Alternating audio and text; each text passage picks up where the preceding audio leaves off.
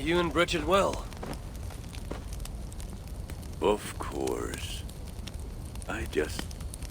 The flames soothe my mind, as do the tales told here. You have one to share, Gunnar. A legend of Svartalfheim. Aye, a story of a king who could not see the wood for the trees. Reidmar, greatest of dwarven kings. Within his palace in Gulnamar, he wanted for nothing except an heir. Reidmar and his wife had grown old. Perhaps too old. Late one night, consumed with worry, Reidmar walked in the shadow of his vast mountaintop palace, tears in his eyes. "A great king! What ails you?" a voice said. Afraid, Reidmar saw no one. "Who goes there?" he replied. Then he saw who addressed him.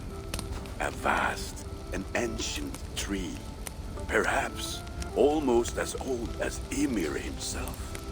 Reidmar sat upon its roots and told the tree he feared he was too old to give his subjects the legacy they deserved. The tree was so moved, it wept and offered its tears to Reidmar. "Drink, great king," it said, "and your woes shall be washed away." Reidmar observed the grass, the meadows, the leaves of the tree. His subjects' happiness could be seen in how they cared for the land. His legacy was all around him. Reidmar felt at ease, realizing he had everything he needed, and asked that the land receive the tree's gift instead. The tree's happy tears flowed evermore, enriching the land. 9 moons passed, and a baby's cry rang through Reidmar's palace. Long would dwarves place gifts in the weeping tree's roots, in memory of Reidmar and his kindness that shaped all he touched. All things happen when they should, old friend. I hope so.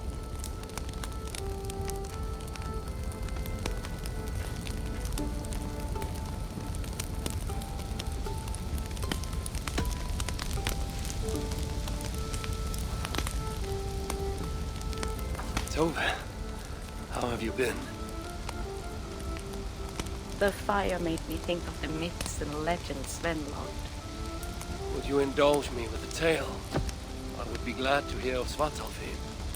I would not tell it half as well, but his favorite was a fable, to remind us to find meaning in our deeds and not in how others think of us. Svartalfheim was not short of legendary dwarven blacksmiths. Everyone has heard of Ivaldi, Brucker, and Sindri. But this tale is of a stonemason. He lived as far south as he could, where Gulnamar meets Svanvik. His workshop sat upon the shoreline.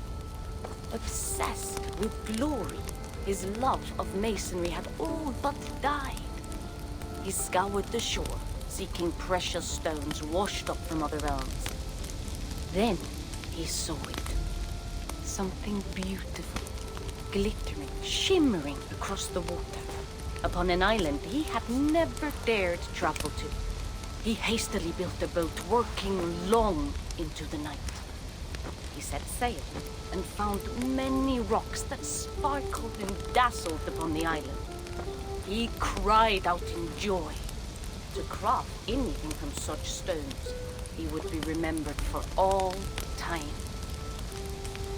Then he felt a sudden sting on his foot, then another, and another. His eyes adjusted to the dark. So consumed was he by his desire for renown, he failed to realize he had walked into a nest of snakes, until it was already too late. And so, clutching the stone that sealed his fate, there he died. Remembered, yes, but only for his folly. A fine tale, Toby, and well told. Sven would be proud.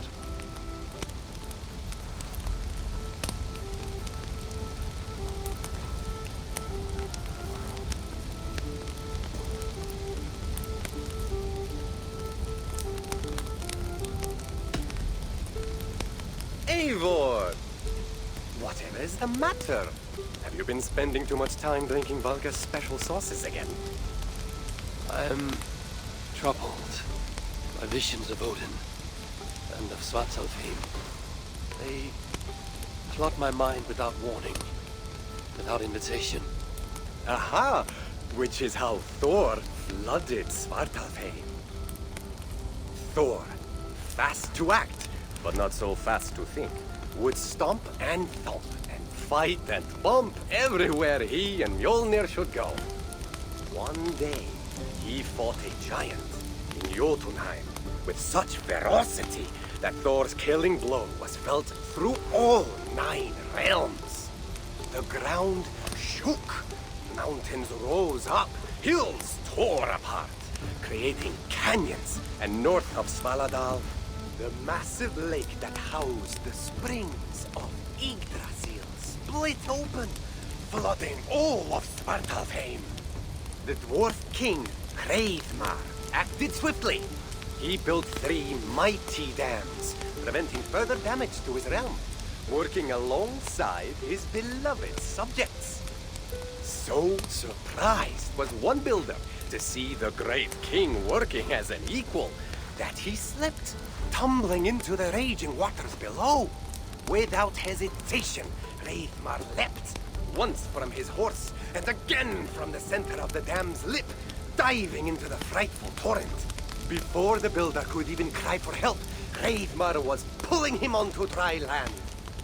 And so 2 giant statues were built to honor the king, one for each leap of unthinking bravery, and stood until the end of days. Until Ragnarok. Aye! So you see, actions ripple outward, like a stone falling into a lake. Or like Thor crushing a Jotun skull with Mjolnir. Affecting everything, whether foretold or unknown. I fear my tale has only worsened your concerns. No, a good story is a lark that feeds a mind's flame. Thank you, friend.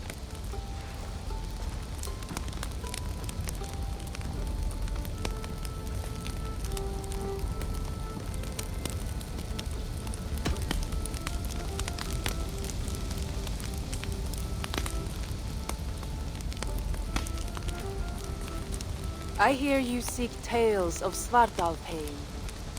You are not alone in your glimpses of the Aesir. You have seen them too. No. Only the power the visions hold, and their effect on those once held dear. You speak of Sigurd. Do you want my tale or not? There was a dwarven miner who cared only for his work. Mining was all he knew, all he wanted to know, and all he would ever know. One day, he heard a strange noise. All his long life, working in the northern mines of Vangrim, he had never known a boulder to squeak. He ignored it at first. But as the hours passed, the squeaking continued relentlessly. When the miner could take no more, he split the boulder apart with his pick, and then he saw a squirrel. Until now, pinned by the boulder, afraid and tired, the freed squirrel climbed into the miner's long beard and slept for 3 days. When the dwarf awoke the next day, he found fruit and nuts waiting for him. A gift from the squirrel, the first the miner had ever received. Finally, the miner had a friend. The squirrel led the dwarf to a stone hill within a lake. There, the dwarf would fish for supper, while the squirrel played in the trees. One night, watching his fishing line, the dwarf drifted off to sleep, smiling, enjoying the happy squeaks of his friend above. When the sun rose, its light did not find the dwarf, for he had turned to stone, his short-lived bliss captured evermore. The squirrel? It never left his side, hoping his friend would awaken, just as the miner had waited for the squirrel to do the same. Sigurd. He's not lost to us.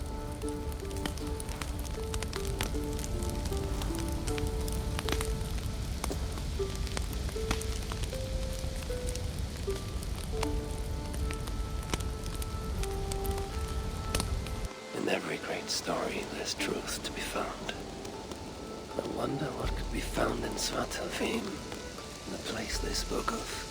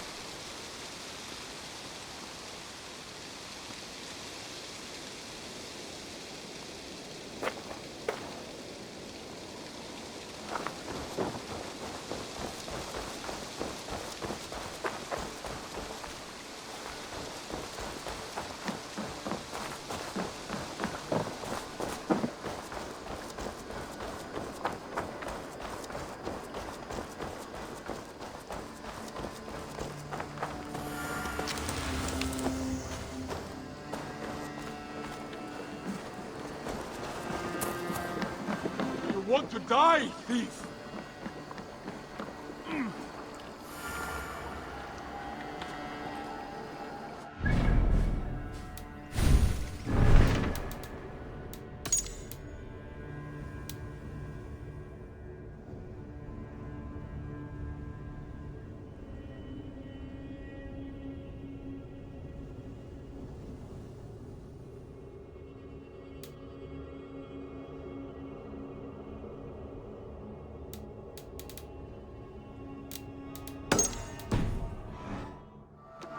Eivor, you should hear this. This Backrot and his friends had the foolish balls to raid Ravensthorpe. Are the others dead? A few. Most of them escaped. They did not damage much, but made off with some of our gear. Should I get Randvi? No. She has enough on her table. I will handle this.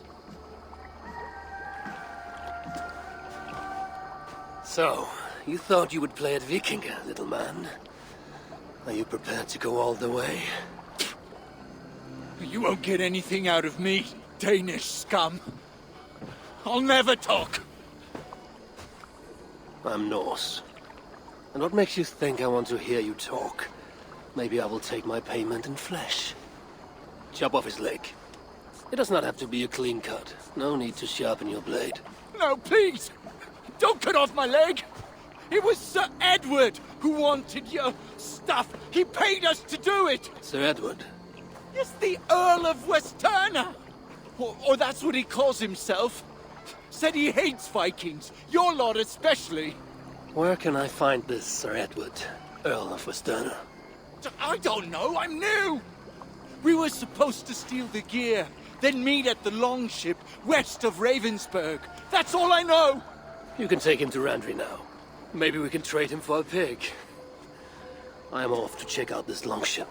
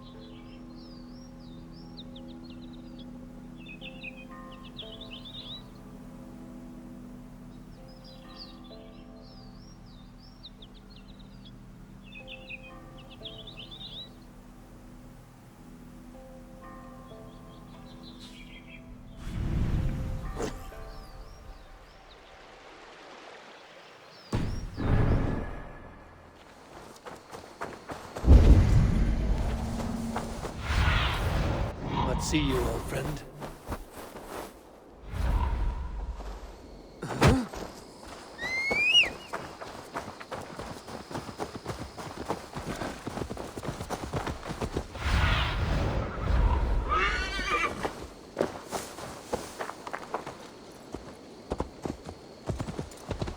If they see me, this will get messy.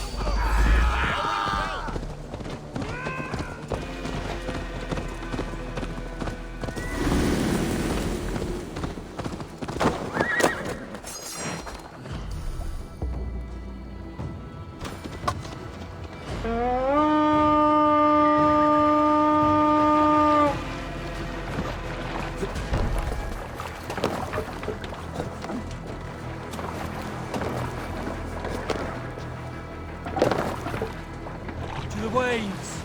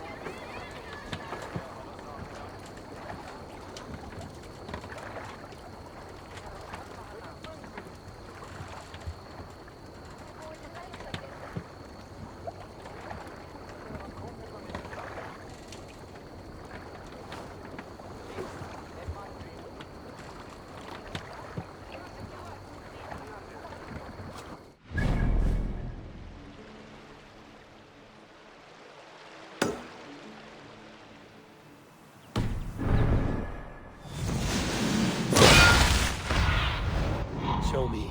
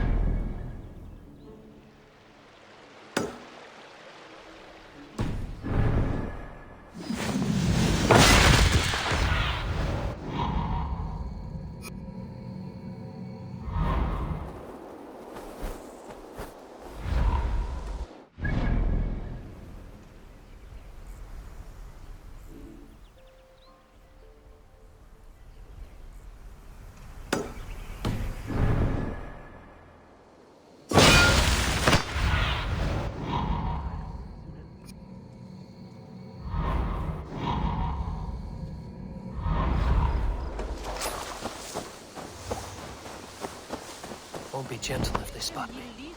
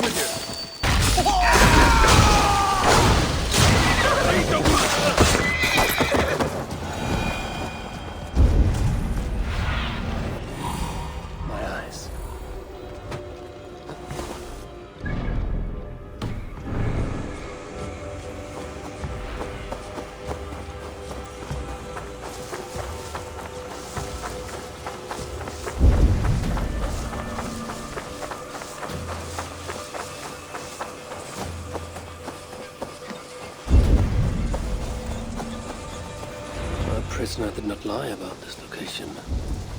Fear breeds truth. This was a slaughter, not a battle. Their wounds are very precise and familiar.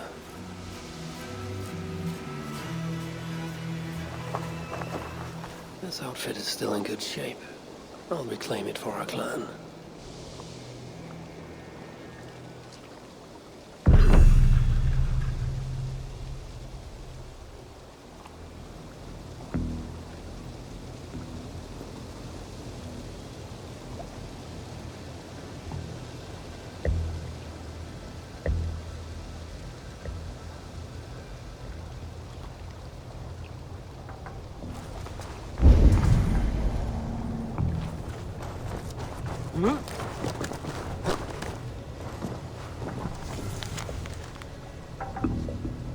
Looks like they were planning to launch a raid, dressed as the Raven clan, and blame us for it.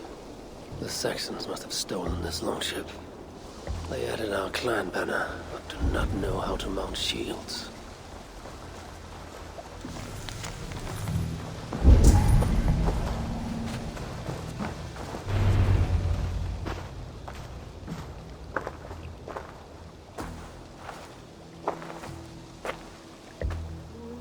You there! What happened here? Who killed the sentries? Not me. Is that a joke? You won't be laughing when I drag you before Earl Edward to answer for your incompetence. I would very much like to meet your Earl Edward. Captain, I think that's a real Viking. Drop your weapons, Thane, and submit to me! I'm Norse, and you will die for soiling the honor of the Raven clan.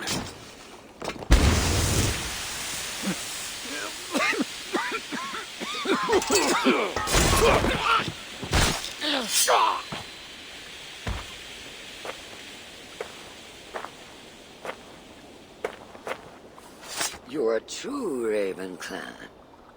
My name is Roshan, and we share a common enemy. Sir Edward, The Earl of Westerna is a puppet, manipulated by one called Alcira, a fitting title given her duplicitous nature. She belongs to an order who employ disruption and strive to further their ends. Your clan is a tool in her schemes. I've met such weavers of intrigue before, and those who oppose them. I would consider the enemy of my enemy a friend. Let me guide you to where you can take your revenge on the Earl. Lead the way.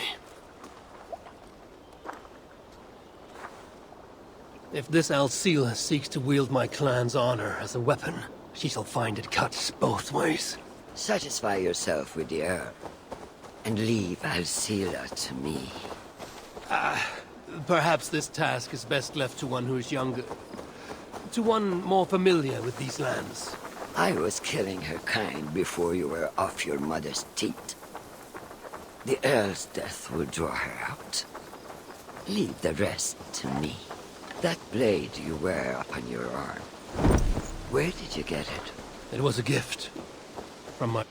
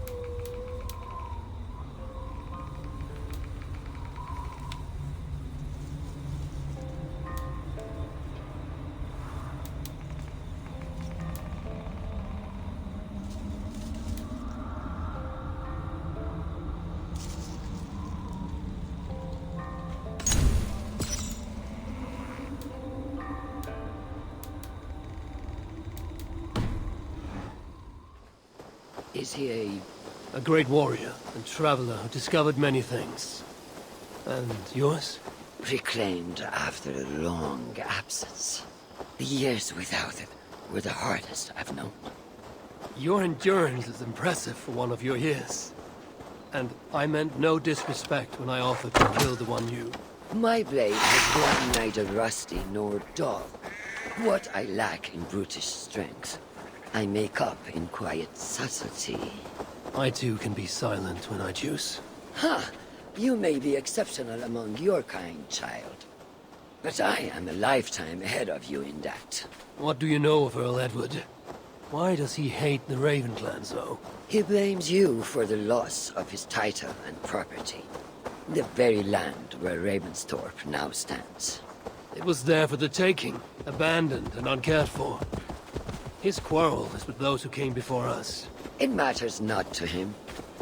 He hates all Vikings and will work with whomever will help discredit you and drive you from England.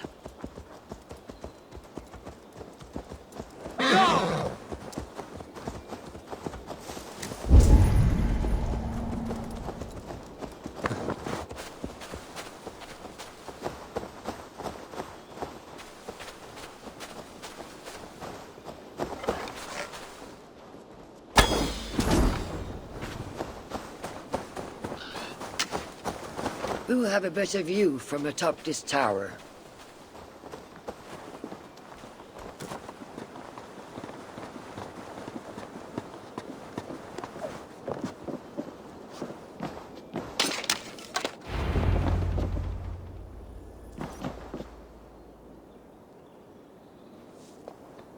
That is where Alcila and the Earl make camp.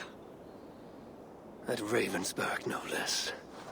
They will choke on their arrogance. Alcila's gold has built up the fort's defenses. It will be no easy thing to penetrate. A challenge for some, perhaps. Less so for me. Do you know what lies within its walls? If I describe what I've learned, could you picture it with your mind's eye? I can do better. Soon in! Listen carefully. The Saxons within the outer wall are less disciplined, relying on their Viking attire to deflect curiosity. They will not notice one more Viking among them. I could use the outfit I took off the dead Saxon at the Longship. Very good. Also, some Saxons are engaged in tasks which could help you blend in. What of the Earl? Where is he? Within the heart of the encampment. He plays at holding court, but in truth, Alcila keeps him leashed like a hungry dog. The Earl's death must be loud and unmistakable. A clamor Alcila cannot ignore. So, a silent approach with a noisome finish. This is your counsel. Is your mind capable of balancing two conflicting ideas while orchestrating this necessary distraction? I could kill the Earl 100 different ways while composing a great song for the occasion. Do you have a preference? In the open, beneath that tree. Approach silently, then kill him in full view of his men. That will draw the spider out. I will create a commotion the guards could not ignore. Good. Will you now don the outfit you took from the Saxon imposter? To better blend with the rest.